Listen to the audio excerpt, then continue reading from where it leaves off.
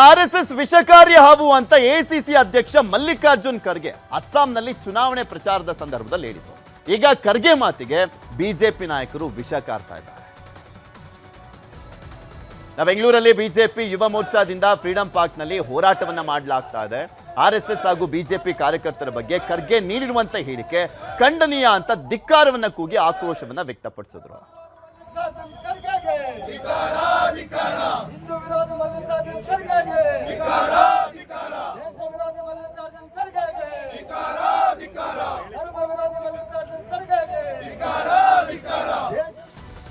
ಇನ್ನು RSS ಕುರಿತ ಮಲ್ಲಿಕಾರ್ಜುನ್ ಖರ್ಗೆ ಅವರ ಮಾತು ಮಾನಸಿಕ ಅಸ್ವಸ್ಥತೆ, ದ್ವೇಷದ ಹೇಳಿಕೆ ಅಂತ ಸಿಟಿ ರವಿ, ಛಲವಾದಿ ನಾರಾಯಣಸ್ವಾಮಿ ಸೇರಿದಂತೆ ಅನೇಕರು ಆಕ್ರೋಶವನ್ನು ಹೊರಹಾಕಿದರು.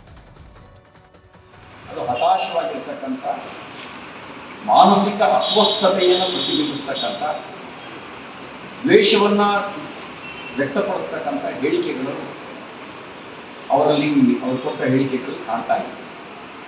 ಕೇರಳದಲ್ಲಿ ಹೇಳಿಕೆಗಳು, ಗುಜರಾತಿನ ಜನ ಅನಕ್ಷರಸ್ಥರು ಅಂತ ಹೇಳಿ, ಬಿಜೆಪಿನ ಗುಜರಾತ್ನ ಜನ ಅನಕ್ಷರಸ್ಥ ಜನ ಗೆಲ್ಲಿಸಿರ್ಬೋದು, ಕೇರಳದ ವಿದ್ಯಾವಂತ ಜನ ಬೆಂಬಲಿಸಲಿಲ್ಲ. ಗೌರವದಿಂದ ಹೇಳ್ತೇನೆ ಮಾನ್ಯ ಮಲ್ಲಿಕಾರ್ಜುನ್ ಖರ್ಗೆ ಅವರಿಗೆ. ವಯಸ್ಸು ಅರಳೋ ಮರಳೋ ಇದೆ, ಪಾಪ ವಯಸ್ಸಾಗಿದೆ. ನನಗೆ ಅವ್ರಿಗೆ ವಿಶ್ರಾಂತಿಯ ಅವಶ್ಯಕತೆ ಇದೆ ಅಂತ ಕಾಣುತ್ತೆ. ತಿಹಾರ್ ಜೈಲಿಗೆ ಹೋದ್ರೆ ಅಲ್ಲಿ ಏನ್ ಬೇರೆ ಕೆಲಸ ಇರಲ್ಲ, ಆರಾಮಾಗಿ ಅಲ್ಲಿ ವಿಶ್ರಾಂತಿಯನ್ನು ಪಡೆಯಬಹುದು ಅವರು. ಅದಕ್ಕೆ ಸಪೋರ್ಟ್ ಆಗಿ ಪಾಪ ಅವ್ರಿಗೇನಾದ್ರೂ ಇದಾದ್ರೆ ಮಗ ಹೆಂಗೂ ಇದ್ದೇ ಇರ್ತಾರೆ, ಅವ್ರನ್ನ ಜೊತೆಲಿ ಕಳಿಸ್ಬಿಟ್ರೆ ಅವರು ಒಬ್ಬರಿಗೊಬ್ಬರು ಸಪೋರ್ಟ್ ಮಾಡ್ಕೊಂಡು ಆರಾಮಾಗಿ ಅಲ್ಲಿರ್ಬೋದು. ನಾವು ಇದುವರೆಗೂ ಈ ಮರಿ ಖರ್ಗೆಗೆ ಅಂದರೆ ಪ್ರಿಯಾಂಕಾ ಖರ್ಗೆಗೆ ಮಾತ್ರ RSSನ ಹುಚ್ಚು ಹಿಡಿದಿದೆ ಅಂತ ಅಂದ್ಕೊಂಡಿದ್ದು. ಮಗನಿಗೆ ಹಿಡಿದಿರೋ ಹುಚ್ಚು ಇವತ್ತು ಅಪ್ಪಂಗೂ ಅಂಟ್ಕೊಂಡಿದೆ ಅಂತ ಅನ್ನಿಸ್ತಾ ಇದೆ. ಅಲ್ಲ, RSSನ ಬೈಲಿಲ್ಲ ಅಂದರೆ ಇವರಿಗೆ ತಿಂದಿದ್ದ ಅನ್ನ ಅರ್ಗಲ್ಲ. ನೀವಂತರ ಕಾಂಗ್ರೆಸ್ಸಿನ ಅಧ್ಯಕ್ಷರ ಬದಲಾಗಿ ಮುಸ್ಲಿಂ ಲೀಗಿನ ಅಧ್ಯಕ್ಷರ ಥರ ಮಾತಾಡ್ತಿದ್ದೀರಿ ನೀವು. ನಾವು ಕರ್ನಾಟಕದಲ್ಲಿ ಸಿದ್ದರಾಮಯ್ಯನವರು ಅಷ್ಟೇ ಮುಸಲ್ಮಾನರನ್ನ ಓಲೈಸೋಕ್ಕೆ ಏನು ಬೇಕಾದ್ರೂ ಮಾಡ್ತಾರೆ ಅಂತ ನಾವು ಅಂದ್ಕೊಂಡಿದ್ದು. ಆದರೆ ನೀವು ಸಿದ್ದರಾಮಯ್ಯನವ್ರಿಗಿಂತಲೂ ಎಗ್ಗಿಲ್ದೆಲ್ಲ ಮಾತಾಡ್ತಾ ಇದ್ದೀರಿ ನೀವು. ಬಿಜೆಪಿಯವರು ಮಲ್ಲಿಕಾರ್ಜುನ್ ಖರ್ಗೆ ಅವರ ಮೇಲೆ ಮಾತಲ್ಲೇ ವಿಷ ಕಾರಿದ್ರೆ RSS ವಿಷಕಾರಿ ಹಾವು ಅನ್ನುವ ಖರ್ಗೆ ಅವರ ಮಾತನ್ನ ಪುತ್ರ ಆಗಿರುವಂತ IT-BT ಸಚಿವ ಪ್ರಿಯಾಂಕ್ ಖರ್ಗೆ ಸಮರ್ಥನೆ ಮಾಡಿಕೊಂಡಿದ್ದಾರೆ. ವಿಷಭರಿತ ಸರ್ಪ ಎಲ್ಲಾನು ನೋಡಿದ್ರೆ ತಾವು ಅದಕ್ಕೆ ಏನು ಮಾಡಬೇಕು ಮಾಡಿ ಅಂತ ಹೇಳಿದ್ದಾರೆ. ಈಗ ಸರ್ಪ ನೋಡಿದಾಗ, ವಿಷಭರಿತ ಸರ್ಪ ಇದ್ದಾಗ ನೀವು ಅದಕ್ಕೆ ಪಾಲನೆ ಮಾಡ್ತೀರಾ, ಹಾಲು ಕುಡಿಸ್ತೀರಾ, ಏನು ಓಡಿಸ್ತೀರಾ ಅದಕ್ಕೆ? ಈಗ ನಮ್ಮ ಸಮಾಜದಲ್ಲಿ ಈ ವಿಷವನ್ನ, ಕೋಮುದ ವಿಷಯವನ್ನ ಬಿಚ್ತಾ ಇರೋದು ಯಾರು? ಯಾಕೆ? ಅಂತ ಸಿದ್ಧಾಂತಗಳು, ಅಂತ ತತ್ವಗಳನ್ನು ನಾವು ಉಳಿಸ್ಬೇಕಾ, ಬೆಳೆಸ್ಬೇಕಾ? ಖರ್ಗೆ ಅವರು ಬರೀ RSSನಷ್ಟೇ ನಿಂದಿಸಿರಲಿಲ್ಲ, ಗುಜರಾತಿಗಳು ಅನಕ್ಷರಸ್ಥರು ಅಂತ ಹೇಳ್ಬಿಟ್ಟಿದ್ರು. ಅದು ನರೇಂದ್ರ ಮೋದಿ ಅವರು ಮತ್ತೆ ಅಮಿತ್ ಶಾ ಅವರ ಹೆಸರನ್ನು ಉಲ್ಲೇಖ ಮಾಡ್ತಾ ಗುಜರಾತಿಗಳ ಬಗ್ಗೆ ಮಾತನಾಡಿದ್ರು. ಅದು ಕೂಡ ಸಾಕಷ್ಟು ಆಕ್ರೋಶಕ್ಕೆ ಗುರಿಯಾಗಿತ್ತು. ಕೇರಳದ ಚುನಾವಣಾ ಪ್ರಚಾರದ ಸಂದರ್ಭದಲ್ಲಿ ಹೇಳಿಕೆಯನ್ನ ಕೊಟ್ಟಿದ್ದು ಇದು ದೊಡ್ಡ ವಿವಾದ ಎಬ್ಬಿಸಿತ್ತು. ಈಗ ಖರ್ಗೆ ಸಾಹೇಬರು ತಮ್ಮ ಹೇಳಿಕೆಗೆ ಎಕ್ಸ್ನಲ್ಲಿ ಪೋಸ್ಟ್ ಹಾಕಿ ಕ್ಷಮೆಯನ್ನ ಕೇಳಿದ್ದಾರೆ. ಕೇರಳದಲ್ಲಿ ನಡೆದಂತ ಚುನಾವಣಾ ಭಾಷಣದಲ್ಲಿ ನಾನು ಮಾತನಾಡಿದಂಥ ಕೆಲವು ಹೇಳಿಕೆಗಳನ್ನ ಉದ್ದೇಶಪೂರ್ವಕವಾಗಿ ತಪ್ಪಾಗಿ ಅರ್ಥೈಸಲಾಗ್ತಾ ಇದೆ. ಹಾಗಿದ್ದರೂ ಕೂಡ ನಾನು ನನ್ನ ಪ್ರಾಮಾಣಿಕ ವಿಷಾದವನ್ನ ವ್ಯಕ್ತಪಡಿಸ್ತೇನೆ. ಗುಜರಾತ್ ಜನರ ಭಾವನೆಗಳನ್ನ ನೋಯಿಸುವುದು ನನ್ನ ಉದ್ದೇಶವಾಗಿರಲಿಲ್ಲ. ಗುಜರಾತ್ ಜನರ ಬಗ್ಗೆ ನನಗೆ ಯಾವಾಗಲೂ ಕೂಡ ಗೌರವ ಇದೆ, ಮುಂದೆಯೂ ಕೂಡ ಗೌರವ ಇರುತ್ತೆ ಅಂತ ಬರ್ಕೊಂಡಿದ್ದಾರೆ. ತಮ್ಮ ಪೋಸ್ಟ್ ಅನ್ನ ಹಾಕಿರುವಂಥದ್ದು ಸೋಷಿಯಲ್ ಮೀಡಿಯಾದಲ್ಲಿ. ನಿಮಗೆ ಮಲ್ಲಿಕಾರ್ಜುನ್ ಖರ್ಗೆ ಅವರ ಹೇಳಿಕೆ ಇದೆಯಲ್ಲ, ಕೇರಳದಲ್ಲಿ ಪ್ರಚಾರದ ಸಂದರ್ಭದಲ್ಲಿ ಕೊಟ್ಟಂತ ಸ್ಟೇಟ್ಮೆಂಟ್ ಇಡೀ ದೇಶದಾದ್ಯಂತ ಸಾಕಷ್ಟು ಆಕ್ರೋಶಕ್ಕೆ ಗುರಿಯಾಗಿತ್ತು. ಗುಜರಾತಿಗಳನ್ನ ಅನಕ್ಷರಸ್ಥರು ಅಂತ ಹೇಳ್ತಾ ಇದ್ದಾರೆ ಅನ್ನುವಂಥ ವಿಚಾರ ದೊಡ್ಡ ಮಟ್ಟದಲ್ಲಿ ಟೀಕೆಗೆ ಗುರಿಯಾಗಿತ್ತು. ಯಾಕೆಂದ್ರೆ ನರೇಂದ್ರ ಮೋದಿ, ಅಮಿತ್ ಶಾ ಅವರ ಬಗ್ಗೆ ಏನಾದರೂ ಮಾತಾಡ್ಕೊಳ್ಳಿ, ಆದರೆ ಆ ರಾಜ್ಯದ ಜನರ ಬಗ್ಗೆ ಈ ರೀತಿಯಾಗಿ ಮಾತನಾಡಿದ್ದು ಎಷ್ಟು ಮಟ್ಟಿಗೆ ಸರಿ ಅನ್ನುವಂಥ ವಿಚಾರಣೆ ಚರ್ಚೆಗೀಡಾಗಿದ್ದು, ಅದಕ್ಕೆ ಈಗ ವಿಷಾದವನ್ನ ವ್ಯಕ್ತಪಡಿಸಿದ್ದಾರೆ AICC ಅಧ್ಯಕ್ಷ ಮಲ್ಲಿಕಾರ್ಜುನ್ ಖರ್ಗೆ ಅವರು. ಎಲೆಕ್ಷನ್ ಬಂದರೆ ಸಾಕು ಏನಾದರೂ ಒಂದು ವಿವಾದಾತ್ಮಕ ಹೇಳಿಕೆಯನ್ನು ಕೊಟ್ಟು ಎಡವಟ್ಟನ್ನು ಮಾಡ್ಕೊಳ್ತಾ ಇದ್ದಾರೆ AICC ಅಧ್ಯಕ್ಷ ಮಲ್ಲಿಕಾರ್ಜುನ್ ಖರ್ಗೆ ಅವರು. ಅದಕ್ಕೆ ಈಗ ವಿಷಾದವನ್ನು ಕೂಡ ವ್ಯಕ್ತಪಡಿಸುವಂಥ ಸಂದರ್ಭ ಎದುರಾಗಿದೆ, ಪರಿಸ್ಥಿತಿ ಎದುರಾಗಿದೆ. RSSನ ವಿಚಾರ ಪ್ರಸ್ತಾಪ ಆಯಿತು, ಅದಕ್ಕೆ ಟೀಕೆಯನ್ನು ವ್ಯಕ್ತಪಡಿಸ್ತಾ ಇದ್ರು ಬಿಜೆಪಿಯವರು. ಇನ್ನೊಂದು ಕಡೆ ಗುಜರಾತಿಗಳ ವಿಚಾರಕ್ಕೆ ಸಂಬಂಧಪಟ್ಟಂತೆ ಮಾತನಾಡಿದಂಥ ವಿಚಾರ ಕೂಡ ಸಾಕಷ್ಟು ಅಸಮಾಧಾನ, ಆಕ್ರೋಶಕ್ಕೆ ಗುರಿಯಾಗಿತ್ತು. ಮೇನಾಗಿ ನಾನು ಹೇಳ್ತಾ ಇದ್ನಲ್ಲ, ನರೇಂದ್ರ ಮೋದಿ ಮತ್ತು ಅಮಿತ್ ಶಾ ಅವರ ವಿಚಾರಕ್ಕೆ ಸಂಬಂಧಪಟ್ಟಂತೆ ಪ್ರಸ್ತಾಪ ಮಾಡ್ತಾ ಆ ಮಾತುಗಳನ್ನು ಆಡ್ಬಿಟ್ಟಿದ್ರು.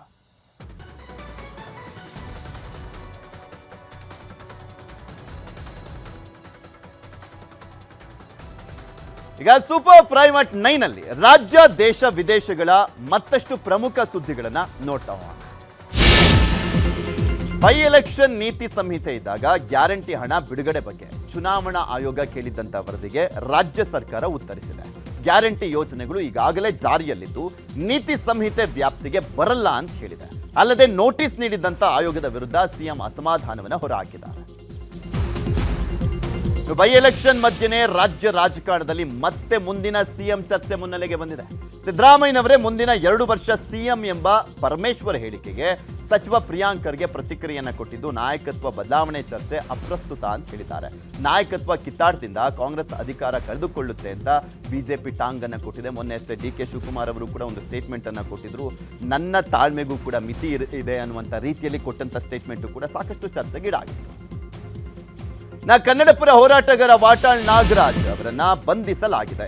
2021ರಲ್ಲಿ ಶಾಸಕ ಸುರೇಶ್ ಕುಮಾರ್ ಮನೆ ಮುಂದೆ ಪ್ರತಿಭಟನೆಯನ್ನ ಮಾಡಿದರು. ಈ ಸಂಬಂಧ ಕೋರ್ಟ್ ವಾರೆಂಟ್ ಅನ್ನ ಕೊಟ್ಟಿತ್ತು.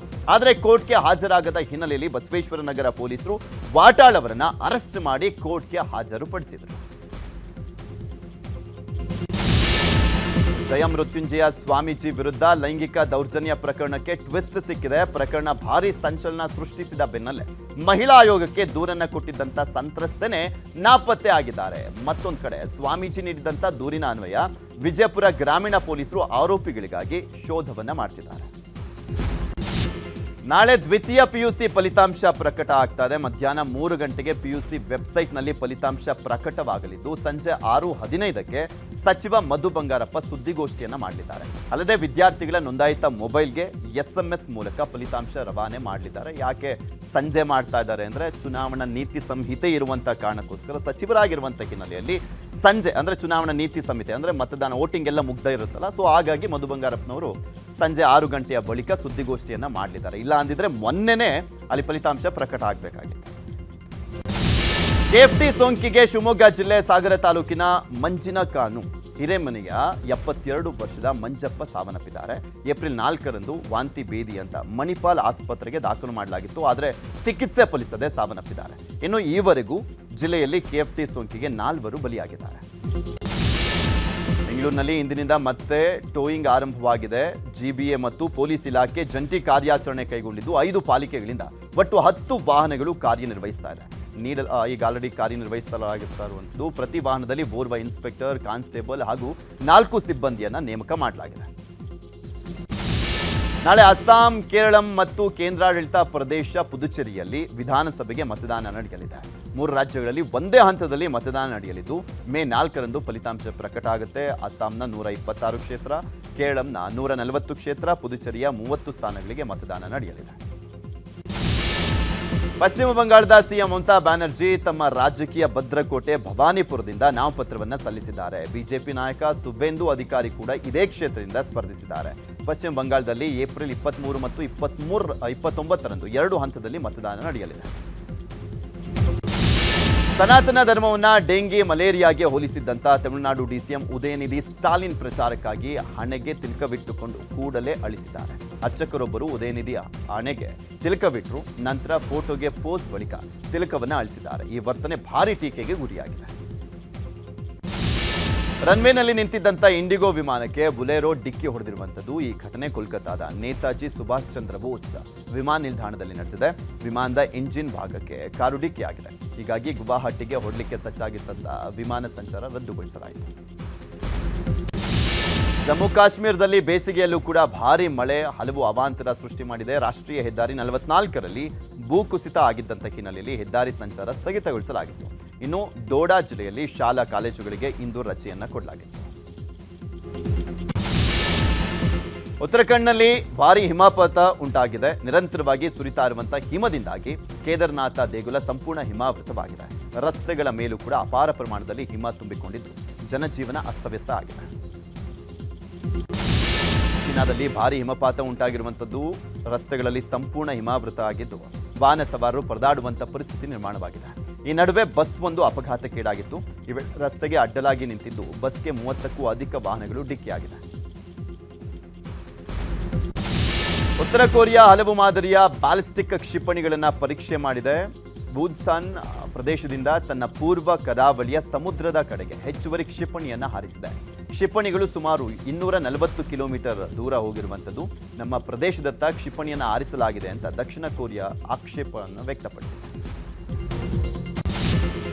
ರಿಲಯನ್ಸ್ ಇಂಡಸ್ಟ್ರೀಸ್ನ ಎಕ್ಸಿಕ್ಯೂಟಿವ್ ಡೈರೆಕ್ಟರ್ ಆಗಿರುವಂಥ ಅನಂತ್ ಅಂಬಾನಿ ಏಪ್ರಿಲ್ 10ರಂದು 31ನೇ ವರ್ಷಕ್ಕೆ ಕಾಲಿಡಲಿದ್ದಾರೆ. ಹೀಗಾಗಿ ಅನಂತ್ ಅಂಬಾನಿ ಅವರ ಹುಟ್ಟುಹಬ್ಬದ ಸಂಭ್ರಮ ಆಚರಿಸಲಿಕ್ಕೆ ಗುಜರಾತ್ನ ಜಾಮ್ನಗರಕ್ಕೆ ಬಾಲಿವುಡ್ ನಟರ ದಂಡೆ ಹರಿದು ಬರ್ತಾ ಇದೆ.